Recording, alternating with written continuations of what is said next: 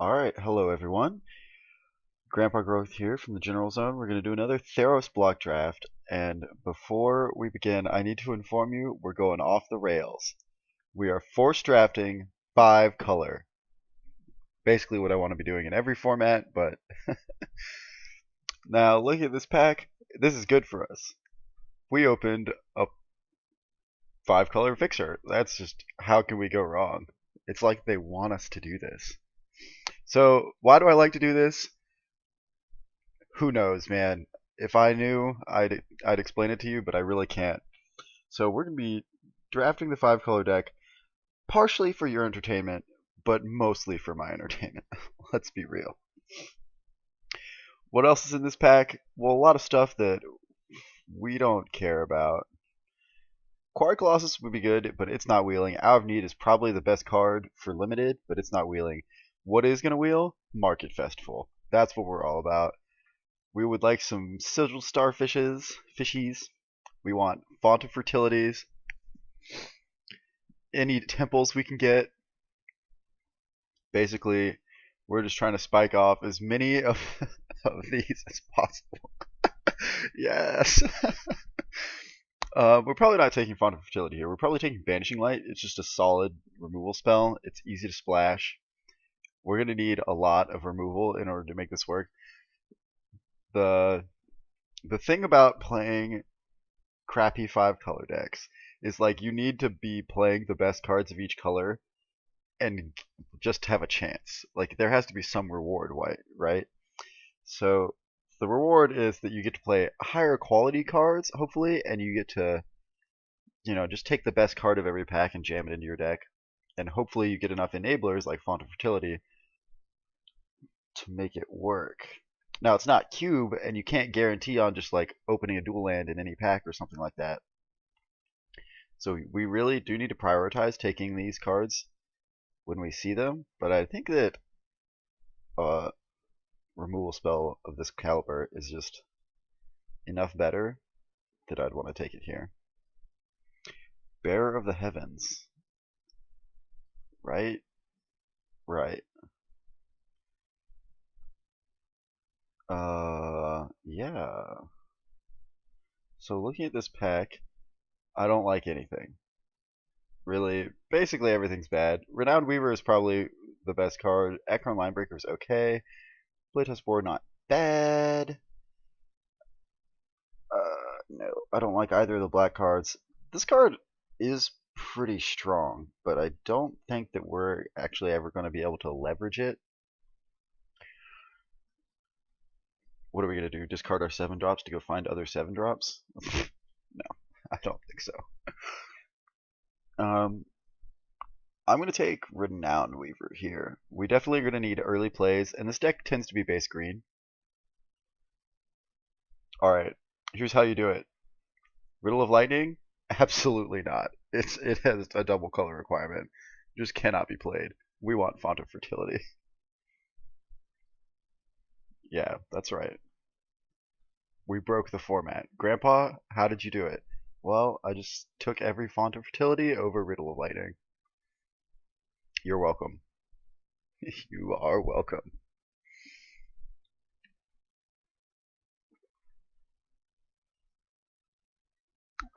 Excuse me.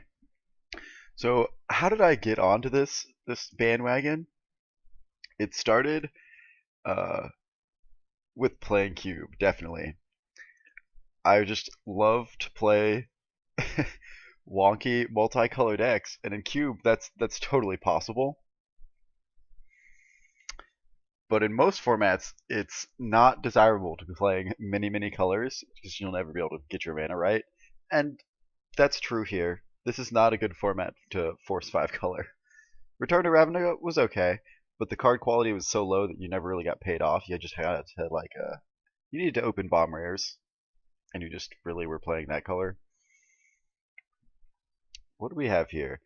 Acheron Mastiff is very good. Stonerise Fortifier is also very good, and 2 drops better than 4 drops in my experience. Tromper is ridiculous though, or excuse me, Thunderhoof. I would be taking the Tapper because we're like being a much more controller's shell. We're not really trying to do the heroic thing. So being able to stop people's creatures is something we would like. Um, I think the pick here for us is Renowned Weaver or Font of Fortunes. Pin to the Earth is definitely okay. Underworld Cornsmith is a good card, but it's 2 colors. Varric Chosen also is the kind of thing we want. Like, we want some number of these or the Scorpion. I forget what the Scorpion is actually called. Sedge Scorpion, I think. Just because it's always going to trade off, and it's an early play to keep us in the game. Is that better than Renowned Weaver? I don't think so. I think Renowned Weaver is just really pretty good. What do we have here? I think we've got to be taking this Nyx Infusion. It's a decent removal spell. It's not crazy, but like 5 drops and 6 drops are super replaceable in this deck. We're going to see a million of them, and none of them are really that much better than any other. Mortal Obstinacy is okay. Phalanx Formation is okay. Maybe one day I'll draft the all Font of Ire deck and just like get 6 of these.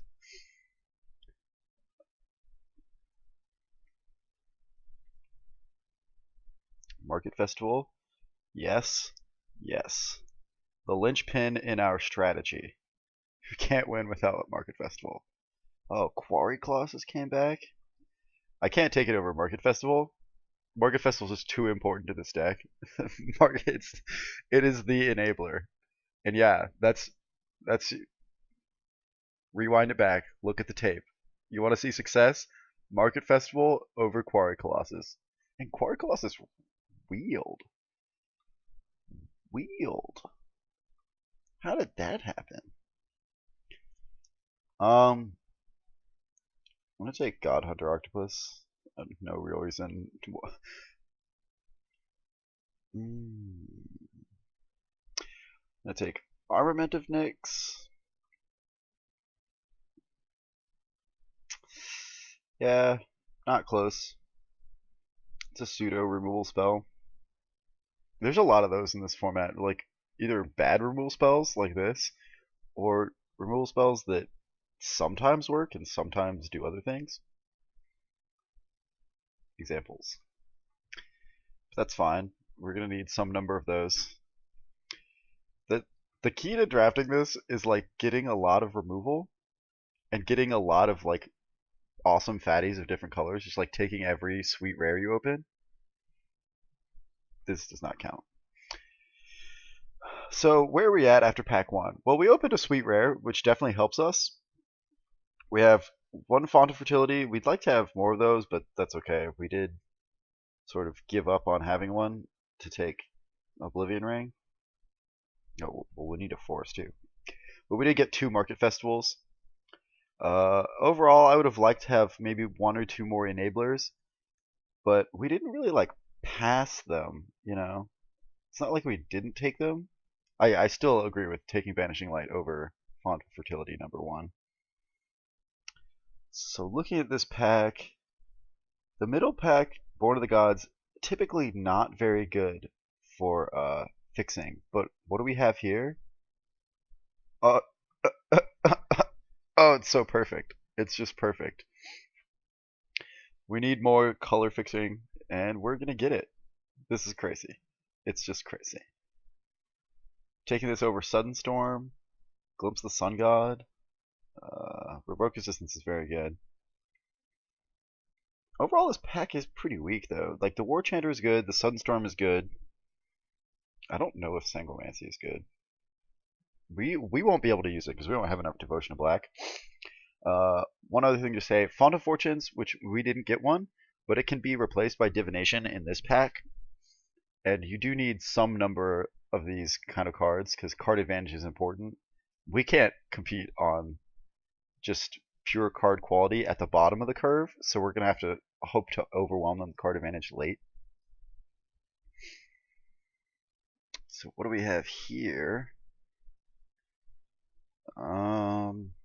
Not a whole lot.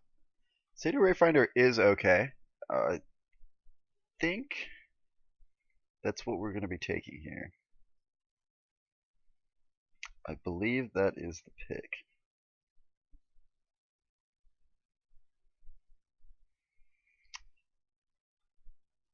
Let me just confirm that none of these cards actually do anything for our deck. Retraction Helix, obviously, is very good. Deep Water Hypnosis is a playable 2-drop. Giant is a pretty sweet, like, beefy card. But we're going to need early plays and a lot of them. Oh, yes! Alright.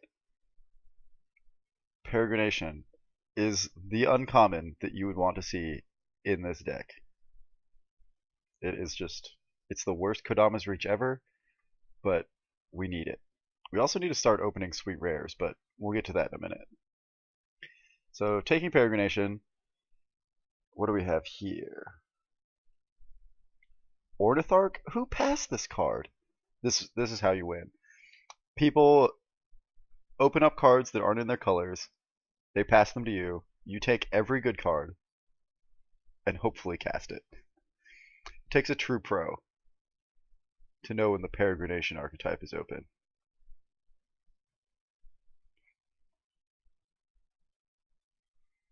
In case you were wondering, that was a joke. I'm not a pro, and this deck is horrible. But you can just hear it in my voice. Listen to how much fun I'm having. This is the best. This is the best deck. Drown in Sorrow is excellent, but double black, that could be a stretch. What? What? Each player separates all permanents he controls into 3 piles. Then each player chooses one of his 0 piles and sacrifices those. What? Why would they print that card? So what are we looking at here? Either I would like to take Drown in Sorrow, and in fact, I'm going to take Setessan Oathsworn just because like we need bodies. But I would like to have a board sweeper of some kind, but I don't think we're going to be able to reliably cast it. So taking it when you can't cast it is basically like not having it. Karametra's Favor. Boom. That is. There's also a Kiora's Follower, which is a decent ramp spell, sort of, you know. You know what I'm talking about. You know how it works. Stratus Walk is very good. Nullify is also very good, but we're not going to have double blue early. Karametra's Favor is so bad, though. Yeah, I'm going to try and take the Kiora's Follower and make that work. What? What? This is too perfect. This is just. I can't. I honestly could not have hoped for a better. Look at we got. Okay, I just can't. Sometimes I feel like I can't even. It's just too perfect. No. It's a 3/3 defender for 3. That can't be that bad, right? Or this? This is like light years in front of Starfall, but it's still really, really bad. I'm gonna take the Pillar of War. It's a body. It'll help defend us. Oh man. Revoke Existence is so good. But Divination is really important to this deck. We need card draw to sort of seal the deal. Intimidate? Reckless Reveler? No, I don't think so. I guess we're taking Archetype Regression? Eternity Snare. Not close. Yeah. It's removal. It's sort of card advantage. We got a Revoke Existence anyway, which is awesome. Definitely a main deckable spell. Just pretty awesome. We don't need a Marsh Mist Titan, I don't think. This card's pretty poor. Far's Radiance is also exceedingly poor, but what are you gonna do? It's the last pick. Alright, so Chromanticore beats. That's it. We're all in on build your own Baneslayers. with Astral Cornucopia and Mana Confluence. Oh my god, I can't wait to lose in the first round. It's gonna be so good. Alright, Karametra's Acolyte is ramp, but it only makes green. We need it to do other things. Sedge Scorpion is important to this deck. Return Phalanx is pretty important to this deck. Ferricus Cure is definitely too hard to cast. Like, it's not going to be a reliable early removal spell, and when you draw it late, it really doesn't do what you want it to do. Rage of Perforos is okay. It is very slow, but this deck is very slow, and getting as much removal as possible just helps you stay alive. However, I'm going to take Fleecemane Lion. Why draft the 5-color archetype if not to play multicolor cards, right? Right. Hammer of Perforos. That's almost too good to pass up. Double red is definitely very difficult, though. I don't think I can take it over Lightning Strike. Like, a red deck would rather have the hammer than Lightning Strike, but we're not playing a red deck. We're playing a 5-color deck. Cheap removal, not much else to say. There were definitely some better cards, or maybe not better cards, but like other good cards in that pack for real drafters. But why go real when you can go big, man? You can really have all that fun.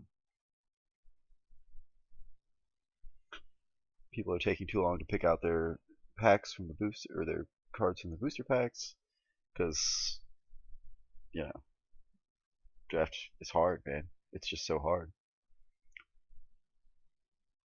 What is this garbage? How are we supposed to play any of this? We could take a Wingsting Rider, miles ahead of every other card in this pack.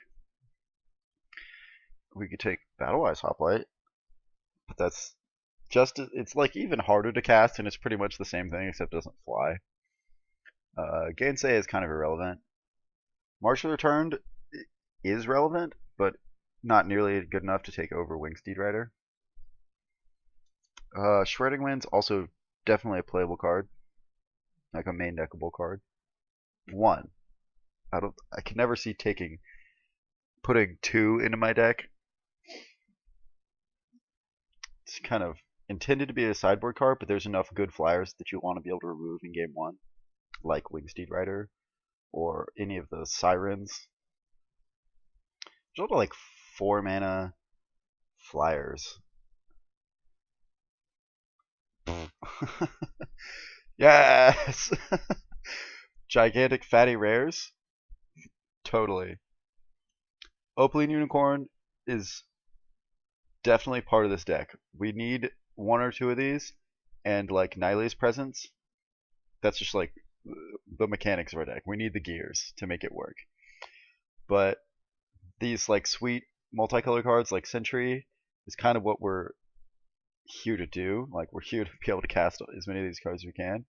But Abhorrent Overload, it is a 6/6 flyer that makes other 6/6 flyers. Or it makes other 1/1 flyers. Whatever. Either way, we're taking it. Yes! Oh my gosh! Colossus of Akros is like the perfect card for this deck. It's a giant game ender fatty, but it's also colorless, so you can always cast it. Oh my god, this is why I love my life. Burner's Tart is insane for this deck. Like, we do really need this, but not as much as I can't bring myself to take it over Colossus of Akros. Alright, what do we have here? Guardians of Meletis, super important to this deck. Sea Luck Monster is also very good, but not really. Flamecast Wheel is horrible. This card is ridiculously slow. What do we have here?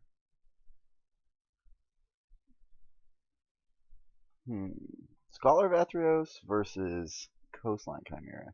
I don't like Bronze Sable. You know, I don't really want to be playing that. I think we'd rather have Scholar of Athreos. I think it's a less powerful card intrinsically, but it's cheaper, and it still plays defense for us. Traveler's Amulet, it does exactly what we need it to do. Man, we really didn't. We did not see the Annihilate's presence. We could have really used Annihilate's presence. Look at this pack. I think it's pretty clearly uh, probably Satyr Piper.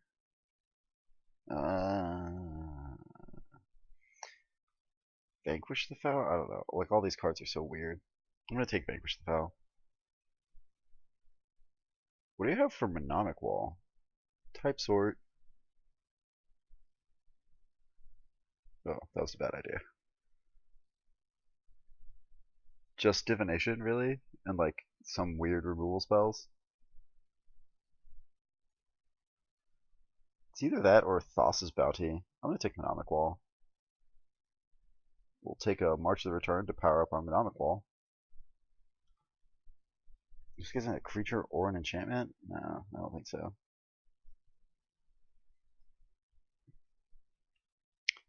Silent Artisans? Okay. Why not? Hey, we'll be able to activate this. We totally will. So, do we have a hot mess of a deck? You're dang right we do. This is the best looking Theros deck I've ever drafted. Oh my god, I can't wait to lose. It's gonna be so good. Alright, cards we know we want. Everything that's colorless. Get in my deck. Chromanticore. Absolutely. Fleece Mane Lion. Absolutely. Peregrination. Market Festival. Font Fertility. Both Renowned Weavers totally coming in. Wayfinders coming in. Oathsworn we'll have to see about. Like, we don't have heroic enablers. We'll also have to see about this Cura's Follower. Lightning Strike is absolutely coming in. Nyx Infusion is coming in. This is coming in. This is probably coming in. I think Revoke Existence is worth playing. Scholar's worth playing. These two are coming in. Ornitharch is like the only really good card in our deck.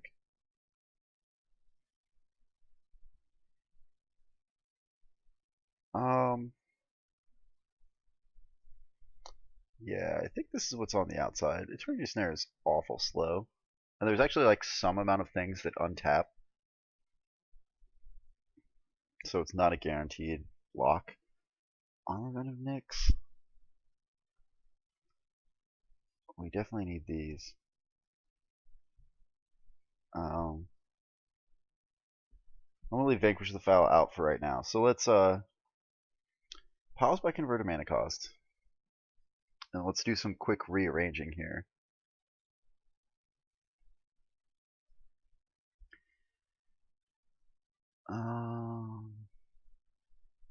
Bring this down.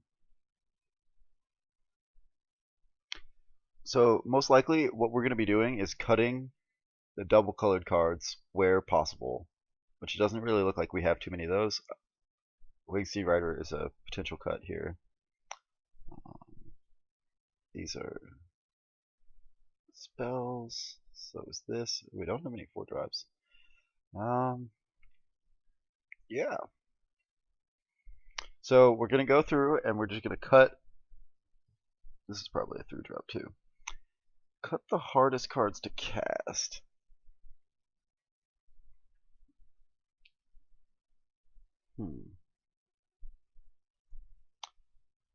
What does this get for us?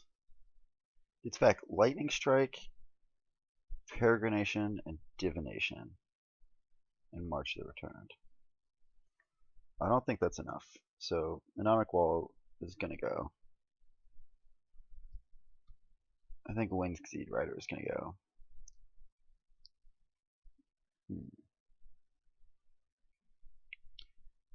Well, now that leaves Divination really as like our only blue card-ish.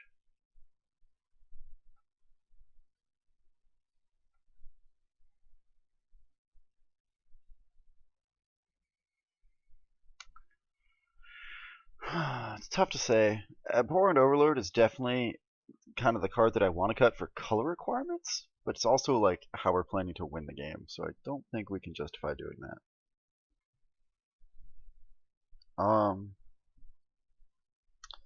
What what has got to go? What has really got to go? Could be Pillar of War. Just not sure.